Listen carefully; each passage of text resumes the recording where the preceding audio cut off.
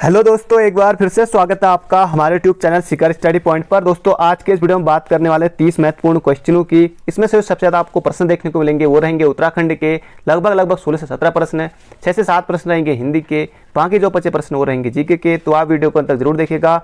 30 में से आपका स्कोर कितना रहा ये भी आपको कमेंट बॉक्स में जरूर बताना है। ये जो प्रश्न आप देख रहे हैं इसका सही जवाब आपको बताना है। इसके बाद बात करेंगे जो कल का प्रश्न था उसकी। तो प्रश्न आपने अभी तक इसका उत्तर सोच भी लिया होगा, कौन सा पौड़ी में स्थित नहीं है, यानी कि कौन सा मंदिर इनमें से आपको बताना है जो कि पौड़ी में स्थित नहीं है। बिनसर महादेव मंदिर, ताड़केश्वर महादेव मंदिर, एकेश्वर महादेव मंदिर या फिर मोटेश्वर महादेव। तो इनमें से कौन सा मंदिर जो पौड़ी जनपद में स्थित नहीं है वो आपको कमेंट बॉक्स में बताना है। अब बात करते हैं जो कल का प्रश्न था उसकी। कल का जो प्रश्न था, अंतर्राष्ट्रीय अजय स्वर्ण पदक किसे दिया गया है, तो इन्होंने साफ साफ लिखा हुआ है केंद्रीय शिक्षा मंत्री रमेश पोखरियाल निशंक जी को 2021 के अंतर्राष्ट्रीय अजय स्वर्ण पदक पुरस्कार से सम्मानित किया गया है। लगभग सभी ने सही उत्तर दिया है। अच्छा क्वेश्चन है, एग्जाम में प्रश्न आ सकता है किसी न किसी एग्जाम में, क्योंकि बहुत एग्जाम होने हैं। तो निशंक जी को अंतर्राष्ट्रीय अजय स्वर्ण पदक रमेश पोखरियाल निशंक जी को, जो कि वर्तमान में केंद्रीय शिक्षा मंत्री है। तो लगभग इसका सही जवाब सभी ने दिया है। तो आज का जो प्रश्न आपका, कौन सा मंदिर पौड़ी गढ़वाल जनपद में स्थित नहीं है, तो ये भी आपको आज बताना है। अब बात करते हैं आज के इंपॉर्टेंट क्वेश्चनों की।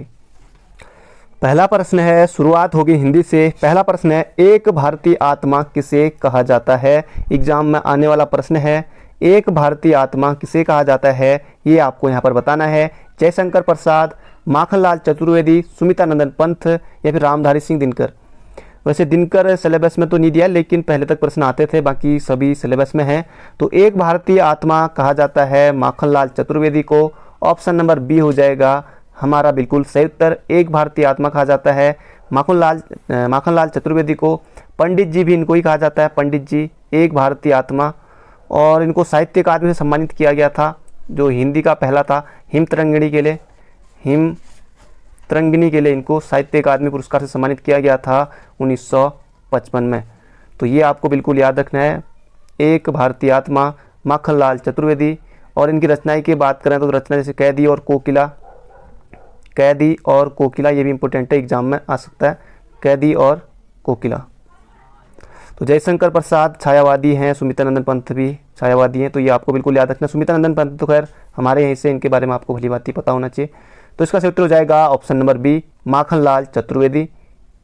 अगला प्रश्न है, आदमियों को भेड़ बकरी की तरह हाँकने का जमाना अब नहीं रहा।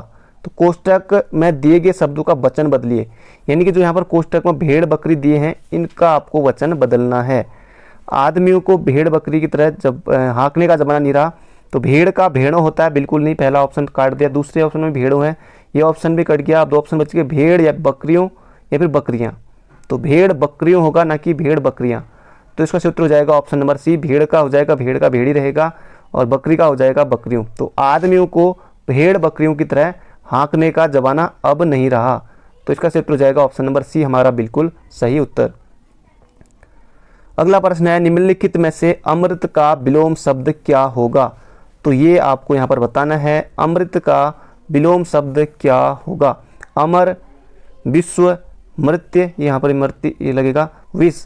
तो इसका सही उत्तर हो जाएगा अमृत का हो जाएगा विष। बिल्कुल आसान प्रश्न है, तो ऑप्शन नंबर डी, अमृत का हो जाएगा विष और अमर का हो जाएगा मृत्य। तो इसका सही, अमर का हो जाएगा मृत्य, अमृत का हो जाएगा विष। तो ऑप्शन नंबर डी हो जाएगा इसका सही उत्तर।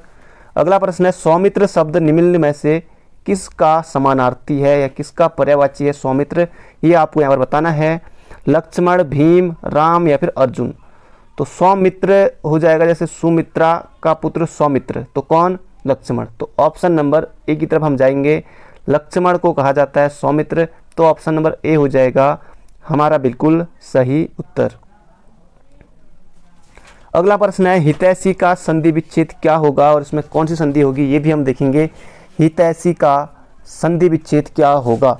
हितै धन सी, हितेश धन ई, हित धन सी नहीं, इसका सूत्र हो जाएगा हित धन ऐसी। तो ऑप्शन नंबर बी जिन्होंने सोचा है तो आप बिल्कुल गलत हैं, सॉरी आप बिल्कुल सही हैं, बाकी जो 3 ऑप्शन गलत हैं। हित धन ऐसी, हितैषी। और इसमें संधि कौन सी होगी, आपने 2 मात्रा इस तरह से देख ली, तो जहाँ भी आपको दिख जाए वहाँ पर आपको वृद्धि संधि करनी है।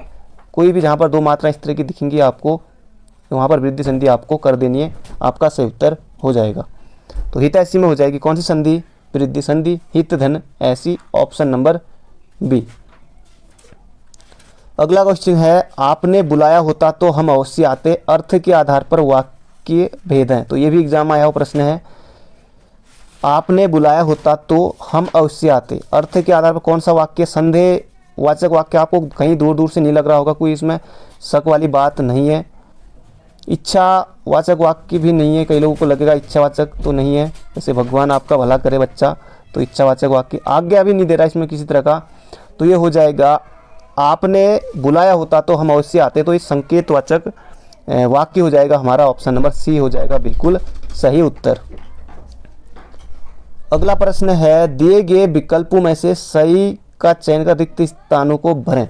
तो इस तरह के क्वेश्चन भी एग्जाम में आ सकते हैं, क्योंकि आते हैं जब ज़्यादा प्रश्नों की संख्या होती है तो कभी कभी इस तरह के भी आते हैं, जरूरी नहीं हर बार अलग तरह से आए।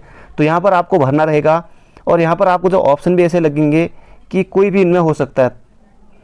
जब कोई मर्यादा को खो दे जाता है, जब कोई मर्यादा को खो जाता है तो अपनी आदर्श खो बैठता, क्या ये सही होगा? जब कोई मर्यादा को भूल जाता है तो अपनी आप खो बैठता, तो ये भी सही नहीं लग रहा है। जब कोई मर्यादा को नज़रअंदाज करता है तो अपनी ज़िंदगी को खो बैठता है, तो ये भी नहीं होगा। इसका क्षेत्र हो जाएगा ऑप्शन नंबर डी। जब कोई मर्यादा को लांघ जाता है तो अपनी गरिमा को खो बैठता, तो ज़्यादा सटीक यही होगा। बाकी थोड़ी दिक्कत हुई होगी जो लोग नए हैं, बाकी जो अनुभवी हैं थोड़ा उन्होंने जल्दी उत्तर इसका अपने मन में सोच लिया होगा। तो इसका सही उत्तर हो जाएगा ऑप्शन नंबर डी, गरिमा और ये लांघ जाता है, इसका सही उत्तर ऑप्शन नंबर डी। अगला क्वेश्चन है, उत्तराखंड में पंचक्की घराटों के लिए पहला कानून किस वर्ष बना था? तो ये आपको बताना है। 1917 में, 1930 में। तो 1917 और 30 में तो जल नियम आया था, तो ये तो नहीं। 30 में संशोधन हुआ था, ये दो ऑप्शन तो होंगे नहीं। 1874 या 42, जिन्होंने 1874 किया बिल्कुल गलत है। इसका सही उत्तर है 1842 में पंचक्की घराटों के लिए पहला कानून, उस समय बैटन हुआ करता था। बैटन और पंचक्की को लघु उद्योग का दर्जा दिया गया था 2001 में। और पंचक्कियाँ जैसे उधम सिंह जनपद में आपको नहीं मिलेंगे, उधम सिंह नगर में, हरिद्वार में नहीं मिलेंगे। तो इसका उत्तर हो जाएगा 1842, ऑप्शन नंबर डी। और सबसे ज़्यादा जो ये पंचक्की जो घट हैं, तो ये सबसे ज़्यादा जो है चमोली जनपद में।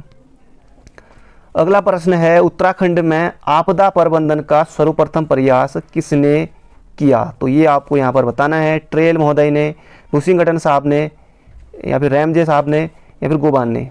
तो इसका सही उत्तर हो जाएगा रैमजे, हेनरी रैमजे, इनके द्वारा किया गया था उत्तराखंड में आपदा प्रबंधन का प्रथम प्रयास। तो ये आपको बिल्कुल याद रखना है। 1867 में पहली बार नैनीताल में भूस्खलन आया था, और उसी समय जो हिल साइट सेफ्टी कमेटी का गठन भी उसी समय किया था हेनरी रैमजे के द्वारा। हिल साइट सेफ्टी कमेटी 1867 में हेनरी रैमजे के द्वारा किया गया था। और आप सभी को पता होगा, एग्जाम में लगभग 2 से 3 बार प्रश्न आ चुका है। 18 सितंबर 1880, पूरी डेट सहित आपको याद रखनी है। जो लोग नए हैं, बाकी जो अनुभवी हैं उनके लिए तो बिल्कुल आसान है। 18 सितंबर 1880 को नैनीताल में भूस्खलन हुआ था, और 151 लोग जिंदा दफन इसमें हो गए थे आंकड़ों के अनुसार, बाकी कितने हुए कितने नहीं। तो 18 सितंबर 1880 को 151 लोग इसमें जिंदा दफन हो गए थे। तो उसी समय जैसे 1884 तक रहे थे फिर रैमजे कुमाऊं कमिश्नर के रूप में 28 वर्षों तक, बाकी लगभग बहुत पहले से थे, लगभग 1840 से ही कुछ ना कुछ थे। तो इसका सूत्र हो जाएगा ऑप्शन नंबर बी, रैमजे। अगला प्रश्न है, घोड़ाखाल नैनीताल स्थित गोलू मंदिर का निर्माण किसने कराया था? तो ये आपको यहाँ पर बताना है। जगत चंद, उद्योग चंद, महेंद्र चंद या फिर बाज बहादुर चंद। तो घोड़ाखाल जो कि कहाँ स्थित है? नैनीताल में। गोलजू का प्रसिद्ध मंदिर है, जैसे अल्मोड़ा में चिताई मंदिर है, तो उस तरह से ही वहाँ भी मान्यता है। इसका सही उत्तर हो जाएगा बाज बहादुर चंद, ऑप्शन नंबर सी हो जाएगा हमारा बिल्कुल सही उत्तर। घोड़ाखाल जो गोलू मंदिर है, बाज बहादुर चंद ने निर्माण कराया था। और घोड़ाखाल में जो सैनिक स्कूल है बहुत ज़्यादा प्रसिद्ध है, बहुत ज़्यादा जो इधर से एनडीए के लिए बहुत निकलते हैं। तो घोड़ाखाल जो सैनिक स्कूल है, इसकी स्थापना राजा ने नहीं कराई थी। 21 मार्च 1966 को इसकी स्थापना हुई थी, जय मल्ल सिंह के द्वारा की गई थी 21 मार्च 1966 को, घोड़ाखाल सैनिक स्कूल। और घोड़ाखाल जो गोलू मंदिर है, ये बाज बहादुर चंद ने, इसका सही उत्तर। जब आप नैनीताल जाएं, अगर किसी और जनपद से यहाँ से हैं तो ठीक है, बाकी कहीं और से हैं तो अगर नैनीताल आए तो घोड़ाखाल मंदिर भी आप जा सकते हैं, काफ़ी अच्छी जगह है। तो इसका उत्तर हो जाएगा बाज बहादुर चंद। अगला प्रश्न है नरेंद्र शाह द्वारा हाई कोर्ट की स्थापना कब की गई थी? तो ये आपको बताना है 1938, 39, 37, 37 दो ऑप्शन 37 है, तो एक को आप 40 कर लीजिए, तो इसको छोड़िए, इसका उत्तर हो जाएगा 1938। खैर ये तो जो एग्जाम में आएगा आपको वो याद रखना है।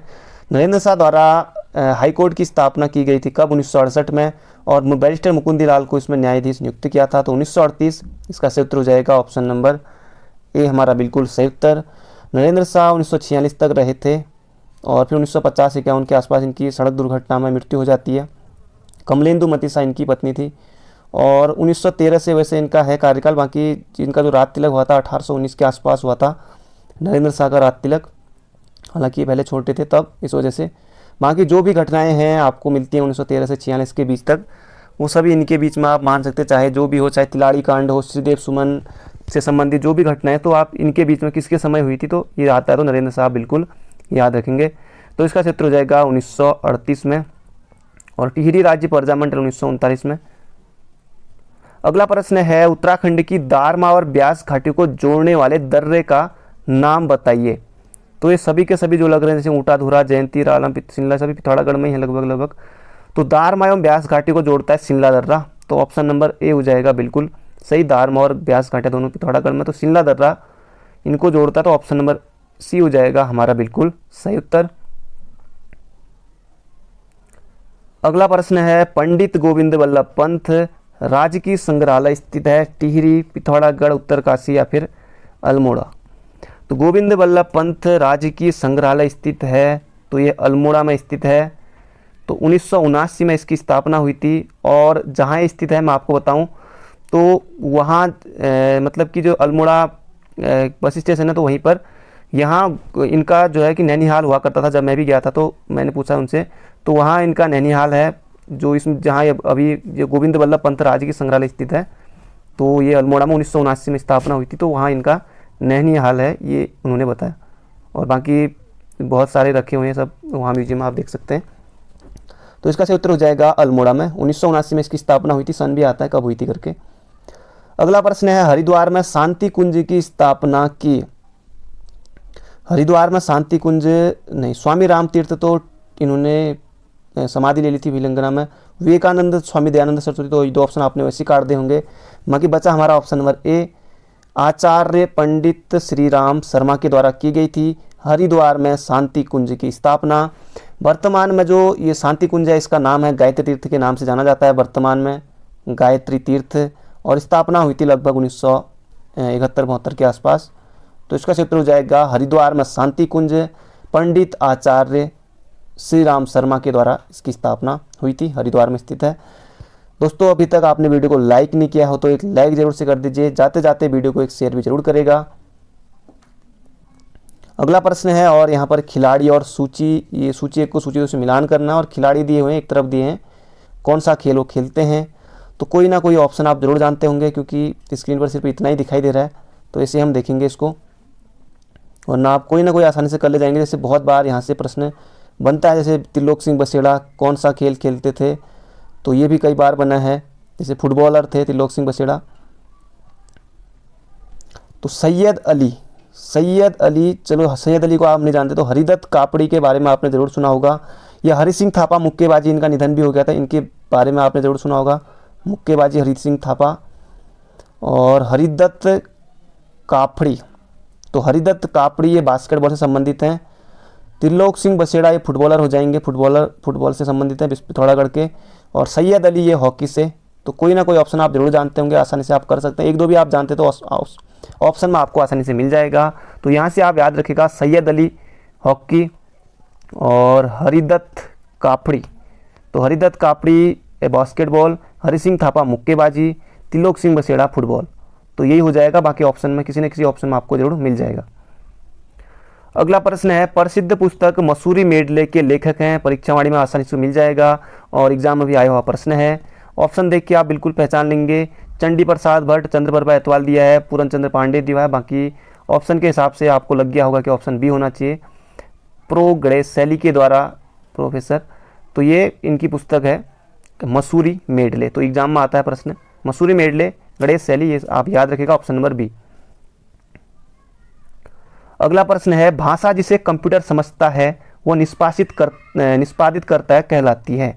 अमेरिकन भाषा, गुप्त प्रच्छल भाषा, तो मशीन भाषा हो जाएगा, क्योंकि भाषा जिसे कंप्यूटर समझता है वो निष्पादित करता है, तो ये हो जाएगा मशीन भाषा, मशीन लैंग्वेज। तो ऑप्शन नंबर बी हमारा हो जाएगा बिल्कुल सही उत्तर। अगला क्वेश्चन है, वेलोड्रोम किस खेल से संबंधित है। तो खेल से भी कभी कभी क्वेश्चन आ जाते हैं एग्जाम में, पहले तक तो आते ही थे। वेलोड्रोम किस खेल से संबंधित है, टेनिस, मुक्केबाजी, तलवारबाजी या साइकिलिंग। तो इसका क्षेत्र हो जाएगा वेलोड्रोम, साइकिलिंग से। ऑप्शन नंबर डी हो जाएगा हमारा बिल्कुल सही उत्तर। वेलोड्रोम किससे संबंधित है, तो यह है साइकिलिंग से। अगला क्वेश्चन है, सर्वाधिक लवणता किस सागर में पाई जाती है। बिल्कुल आपके लिए आसान क्वेश्चन है, मृत सागर, हिंद, लाल या फिर अरब सागर। तो इसका उत्तर हो जाएगा सर्वाधिक लवणता डेड सी, मृत सागर में पाई जाती है। तो ऑप्शन नंबर ए हो जाएगा हमारा बिल्कुल सही उत्तर। अगला प्रश्न है, विधानसभा में किसी दल के निर्वाचित सदस्यों के दल बदल पर निम्नलिखित में से किसने प्रतिबंध लगाया था। तो ऑप्शन नंबर अपने आप ही ठीक हो गया यहाँ पर, क्योंकि देखिए इसका क्षेत्र हो जाएगा ऑप्शन नंबर ए, संविधान का 52वां संशोधन कानून, जो कि कब हुआ था ये, तो ये हुआ था 1985 में। 1985 में ये हुआ था, और 15 फरवरी 1985 को ये हुआ था 52वां संविधान जो संशोधन है, और 10वीं अनुसूची जोड़ी गई थी इसमें। तो ये भी आपको बिल्कुल याद रखना। तो ऑप्शन नंबर ए हो जाएगा हमारा बिल्कुल सही उत्तर। 42वां संविधान संशोधन 1976 में इंदिरा गांधी के समय ये, और ये भी 44वां संविधान संशोधन उसी समय भी हुई थी। तो इस समय जो संपत्ति वाला अधिकार आपने पढ़ा होगा कि वो हटा दिया गया, तो ये 44वां वाला है। तो इसका क्षेत्र हो जाएगा 52वां, ऑप्शन नंबर ए। अगला प्रश्न है, भारत के संविधान की 11वीं अनुसूची में कितने विषय हैं। तो ये यहाँ पर आपको बताना है 22, 24, 29 और 32। तो ये भी प्रश्न एग्जाम में आता है, तो 29 विषय हैं। तो ये आपको बिल्कुल याद रखना है। 11वीं अनुसूची जो कि किससे संबंधित है, तो पंचायती राज से संबंधित है ये 11वीं अनुसूची। तो इसमें 29 विषय हैं, और ये आपको बिल्कुल याद रखना है। तो यहाँ से प्रश्न एग्जाम में जरूर आता है। अगला प्रश्न है, कौन सा राज्य उत्तर पूर्वी राज्य की 7 बहनों का भाग नहीं है। मेघालय, अरुणाचल, त्रिपुरा, बाकी जो पूर्वी आपने इधर जैसे मैप देखा होगा, जो हमारे पूर्वी भारत के जैसे राज्य, तो 7 राज्य, बाकी सिक्किम को इधर आप छोड़ दीजिए, बाकी जो सभी इधर और राज्य मिलेंगे, जैसे मेघालय है, अरुणाचल है, त्रिपुरा है, और असम हो गया, नागालैंड, मणिपुर, ये सब। तो ये सब 7 बहनों में ही आते हैं। तो इसका क्षेत्र हो जाएगा ये जो पश्चिम बंगाल, आपने देखा होगा कि पश्चिम बंगाल इधर को इस साइड को, तो पश्चिम बंगाल ही नहीं होगा इसमें। तो ये आपको बिल्कुल याद रखना है। बढ़ते हैं अगले प्रश्न की तरफ। अगला प्रश्न है, किस वाइसराय के शासनकाल में पहला फैक्ट्री अधिनियम पारित किया गया। तो ये आपको यहाँ पर बताना है, लिटन, कर्जन, रिपन या फिर कैनिंग।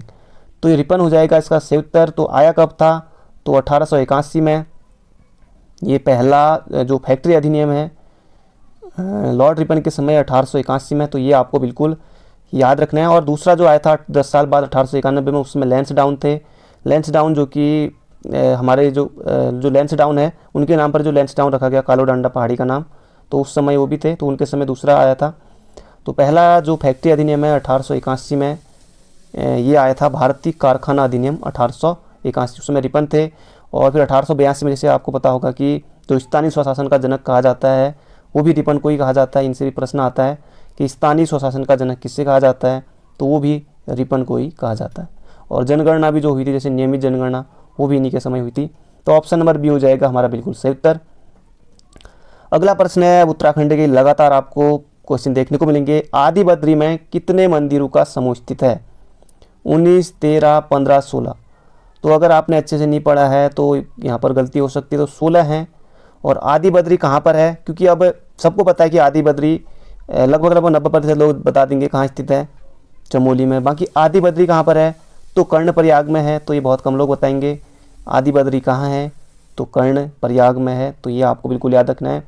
16 मंदिर यहाँ पर हैं, तो ये भी आपको बिल्कुल याद रखना है। वैसे जैसे पंचबद्री कौन कौन है, तो सभी आपको बता रहा हूँ। पंचबद्री में एक तो आदि बद्री यहाँ पर ऑप्शन में, अब 4 और बताने हैं, जैसे भौसी बद्री और भौसी बद्री जैसे, और इसके बाद योगध्यान बद्री। योगध्यान बद्री कहाँ है, तो सीधे सीधे आप याद रखिएगा पांडुकेश्वर में है योगध्यान बद्री। कौन सा बद्री पंचबद्री में से पांडुकेश्वर में स्थित है, तो इस तरह से भी आ सकता है प्रश्न। योग ध्यान बद्री, और वृद्ध बद्री भी है, वृद्ध बद्री वो अनीमठ में है, और वृद्ध बद्री, योगदान बद्री, भविष्य बद्री और खुद विशाल बद्री यानी कि बद्रीनाथ। तो बद्रीनाथ जो पांचवें ये हो जाएंगे बद्रीनाथ। तो ये सभी पंचबद्री हैं, खुद बद्रीनाथ भी हैं, वो तुम भूल गया था। तो इसका सही उत्तर हो जाएगा 16, ऑप्शन नंबर डी हमारा हो जाएगा बिल्कुल सही उत्तर। और यहाँ से भी प्रश्न जरूर आता है एग्जाम में, और कौन सा बद्री इनमें से सुबेन नामक स्थान पर है। तो ये भी एक बार एग्जाम में आया था, बहुत कम लोग सही कर पाए थे। तो सुबेन नामक स्थान पर है भविष्य बद्री, तो ये प्रश्न जरूर एग्जाम में आ सकता है। भविष्य बद्री सुबेन नामक स्थान पर है, तो ये भी इंपॉर्टेंट है, ये भी आप याद जरूर रखेंगे। अगला प्रश्न है, भोटिया जनजाति में वर्षा के देवता को क्या कहा जाता है। घबला नहीं, घबला तो व्यापार के देवता। महासु तो जौन सारियों के, तो एक ऑप्शन अपने आप ही हट गया। बाकी ऑप्शन नंबर बी बच गया हमारा बिल्कुल सही उत्तर। घूरमा देवता को वर्षा का देवता कहा जाता है, तो ये आपको बिल्कुल याद रखना है। और साई देवता की भी पूजा करते हैं लोग, घंटा करने की भी सब पूजा करते हैं। साई देवता की पूजा खोए हुए पशु की, जो खोए हुए पशु होते हैं जैसे जंगल में चरने के लिए, तो उनका पता लगाने के लिए करते हैं। अगला प्रश्न है, जनसबर ग्लेशियर किस जनपद में स्थित है। तो जनसबर जाह्नवी नदी के बारे में आपने सुना होगा, तो कहाँ बहती है, तो उत्तरकाशी में, भागीरथी की सहायक है जो।